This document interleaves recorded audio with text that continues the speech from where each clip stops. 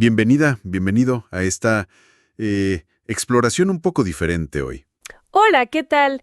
Sí, hoy nos metemos de lleno al universo Pokémon, pero, bueno, desde una óptica filosófica. Exacto, con Leibniz y Kant nada menos. Vamos a ver una interpretación de su mitología de creación. Así es. Es una lectura que, fíjate, relee todo el lore, desde Arceus, el principio, hasta la relación tan especial entre humanos y Pokémon. Suena fascinante. Nuestra misión entonces es ver cómo estos conceptos, las mónadas de Leibniz, las formas a priori de Kant, pueden, pues, darnos una nueva luz sobre este mundo que conocemos. Exacto. ¿Qué tal si arrancamos con Leibniz y con Arceus, que es como el punto de partida de todo, ¿no? Perfecto, me parece ideal. Según esta interpretación, el universo, en su nivel más fundamental, está compuesto de mónadas. Mónadas. Explícanos un poco más eso. Claro, imagínalas como sustancias simples, indivisibles. No son átomos físicos, sino como puntos de conciencia o perspectiva espiritual. Cada mónada, a su manera, refleja el universo entero. Como pequeños espejos del cosmos. Algo así. Y Arceus, en este esquema, sería la mónada suprema. La mónada de las mónadas, digamos. La fuente original, el arqué. Entiendo. Entonces, Arceus no es tanto un creador que saca todo de la nada como a veces se piensa. No exactamente ex nihilo, no desde la nada absoluta. Es más bien un gran organizador, ¿Un organizador? ¿De qué? de un caos primordial preexistente. Y aquí entra un concepto clave de Leibniz, la representación. Representación. Sí, Arceus, al representar ese caos en su conciencia divina, le impone orden, estructura. Lo vuelve inteligible, comprensible. Es un acto de ordenamiento mental que se refleja en la realidad. O sea, su pensamiento da forma al universo. Exactamente. Y para asegurar que este orden se mantenga, que sea estable, Arceus emana incontables mónadas más, como si delegara esa perspectiva, creando una red compleja de puntos de vista que sostienen la estructura del cosmos. Una especie de descentralización del ser para garantizar la estabilidad. Es una idea potente. ¿Lo es? Sí. Bueno, y si el universo son estas mónadas, estos puntos espirituales, ¿cómo surge la vida biológica? Los Pokémon como los conocemos. Ah, buena pregunta. Ahí es donde la interpretación introduce a Exnernias. Se le ve como la encarnación misma del principio vital, de la vis vitalis. El Pokémon de la vida, literalmente. Justo. Pero su don principal, que es otorgar vida, incluso vida eterna, bueno, eso plantea un problema potencial. Un problema. ¿Cómo la vida puede ser un problema? Piensa en términos de energía. Una acumulación infinita de energía vital, sin un contrapeso, podría desequilibrar todo el sistema cósmico que Arceus ordenó.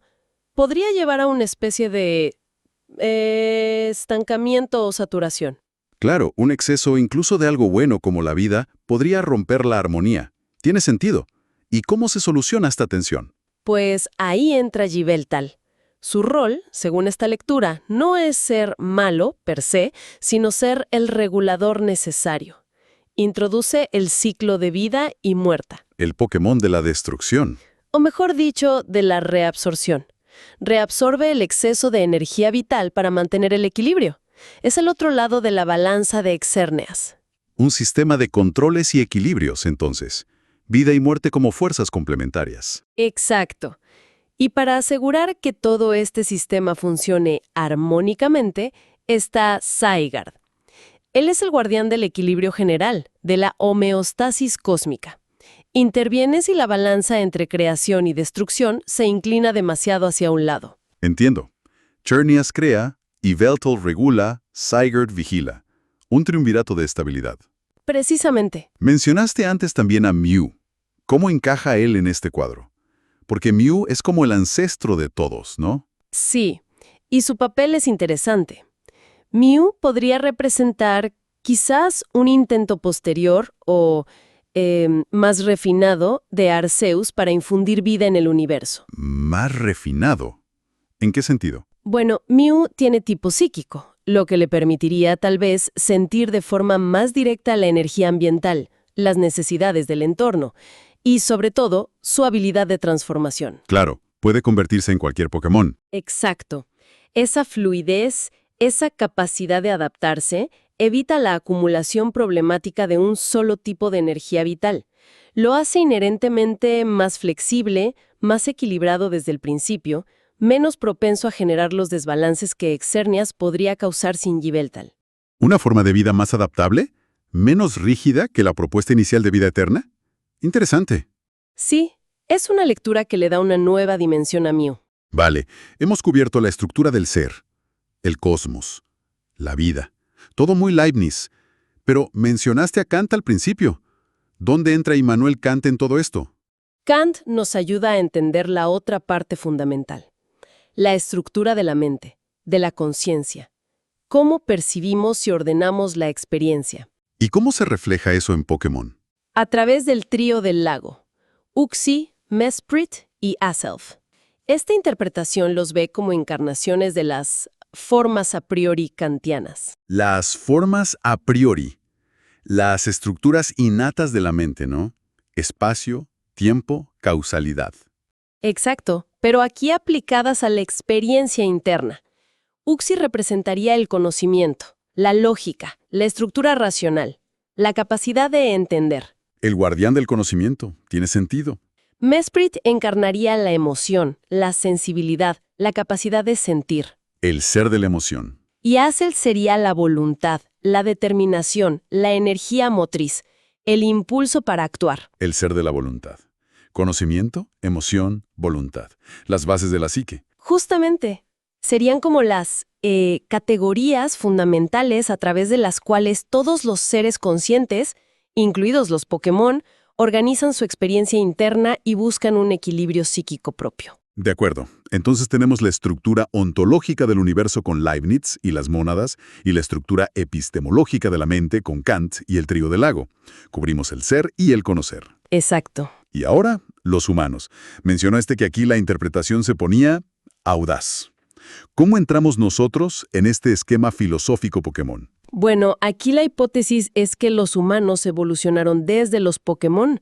No somos algo totalmente aparte. Evolucionamos de Pokémon. Es una idea fuerte. Sí, pero la clave es que fue una evolución con una mutación espiritual, por llamarla de alguna manera. Una mutación espiritual.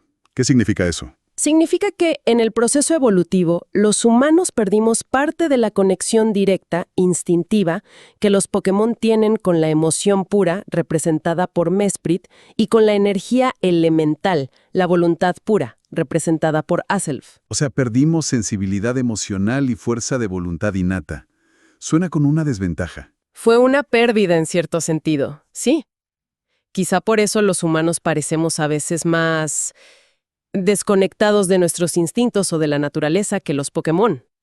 Pero tiene que haber una contrapartida, ¿no? ¿Qué se ganó a cambio de esa pérdida? Ah, ahí está el punto clave.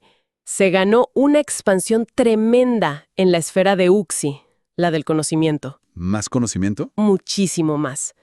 Conciencia reflexiva, la capacidad de pensar sobre el propio pensamiento. Abstracción, poder manejar conceptos complejos. Y, por supuesto, el lenguaje simbólico articulado. La capacidad de razonar, de planificar, de comunicarnos de formas muy complejas. Exacto. Esta conciencia expandida nos permite percibir la estructura monádica del universo, el orden de Arceus, de una forma mucho más profunda y analítica que quizá la mayoría de los Pokémon. Entiendo. Perdimos conexión directa con la emoción y la voluntad pura, pero ganamos una capacidad de comprensión y reflexión mucho mayor. Esa es la idea central de esta parte de la interpretación. ¿Y esto? ¿Cómo se conecta con algo tan fundamental en Pokémon como el lazo entre el entrenador y su Pokémon? Ese vínculo que parece ir más allá de la simple amistad o el entrenamiento. Aquí es donde la interpretación se vuelve, para mí, más fascinante y sugerente. A ver, cuéntame. Propone que la conciencia humana, potenciada por esta hiperexpansión de Uxie, de la capacidad de conocimiento y representación, tendría la habilidad de representar la realidad de un Pokémon. ¿Representar como lo hizo Arceus con el caos? De una manera análoga, sí, aunque a una escala mucho menor, claro. Al entender profundamente a un Pokémon, al creer en su potencial, al formar estrategias, La mente humana estaría, en cierto modo, representando la mónada de ese Pokémon. Espera, ¿estás diciendo que la conciencia del entrenador puede influir en la realidad misma del Pokémon? Exacto. Que podría potenciar su ser, su mónada. No es solo darle ánimo o entrenar sus habilidades físicas, es que la creencia, la comprensión, la conexión mental del entrenador amplificaría ontológicamente al Pokémon. O sea, que cuando un entrenador cree fervientemente que su Pokémon puede ganar, ¿eso lo haría literalmente más fuerte, más capaz, en un nivel fundamental? Esa es la implicación radical de esta lectura. El lazo entrenador-Pokémon no sería solo afectivo o táctico, sino metafísico. La conciencia humana como un amplificador de la realidad Pokémon. Vaya, eso replantea completamente la idea del entrenamiento, de la megaevolución, de todo el concepto de sacar el potencial oculto. Sería la mente humana actuando casi como un catalizador del ser del Pokémon. Justamente, una conexión donde la comprensión y la estrategia del entrenador impactan la esencia misma, la mónada del Pokémon. Increíble. Ahora la pregunta es, ¿esto estaba en los planes de Arceus? ¿Era parte del diseño original de este universo? La interpretación sugiere que probablemente no. No. Entonces, ¿cómo surgió? Se plantea como una especie de mutación afortunada. Un Felix culpa, si quieres usar el término teológico. Un error, una desviación imprevista en la evolución. Un error afortunado. Sí.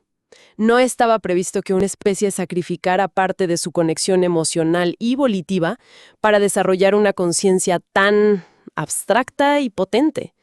¿Fue un desvío del plan original, quizás? Un accidente cósmico con consecuencias enormes. Exacto. Pero este error, esta desviación, es lo que posibilita algo único y profundo en este universo interpretado así. La experiencia de lo sublime. Lo sublime. En el sentido kantiano, supongo. Precisamente.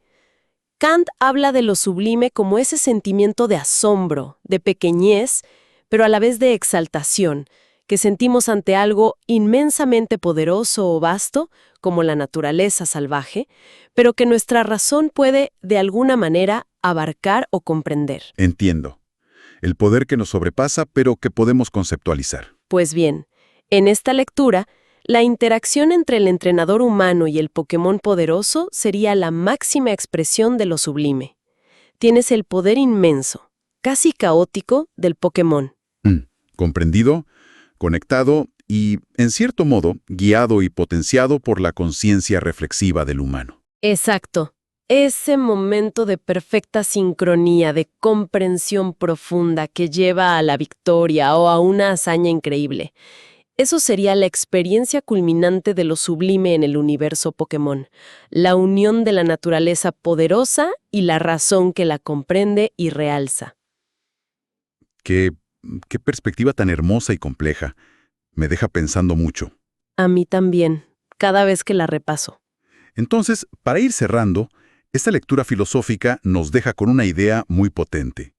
La conciencia humana no es solo un espectador pasivo en el universo Pokémon. No, para nada. Es una fuerza activa, una fuerza capaz de influir, de potenciar, de casi co-crear la realidad de otros seres, los Pokémon. Es como un eco, a escala humana, del poder ordenador original de Arceus. Precisamente esa es la conclusión fuerte, la conciencia como una fuerza ontológicamente significativa. Y esto nos lanza una pregunta final, casi una responsabilidad, ¿no? Definitivamente. Si esta mutación afortunada, este error evolutivo, nos dio esta capacidad tan especial, casi creadora, ¿qué implica eso? ¿Qué responsabilidad tenemos hacia los Pokémon y hacia el equilibrio del mundo? Exacto. Usamos esa capacidad para la armonía, para la comprensión mutua, para alcanzar eso sublime. O puede ser usada de otras formas. Y además, ¿podría ser que este aparente error tenga, a largo plazo, un propósito mayor en el equilibrio cósmico que aún no llegamos a entender? Quizás esa conexión única humano-Pokémon sea en sí misma una nueva forma de equilibrio o de evolución para el universo entero. Es una posibilidad abierta, algo sobre lo que sin duda vale la pena seguir reflexionando. Sin duda, una visión fascinante que combina filosofía y cultura pop de una manera muy estimulante. Totalmente de acuerdo. Un placer explorar estas ideas. Igualmente, y gracias a quienes nos escucharon en esta inmersión profunda.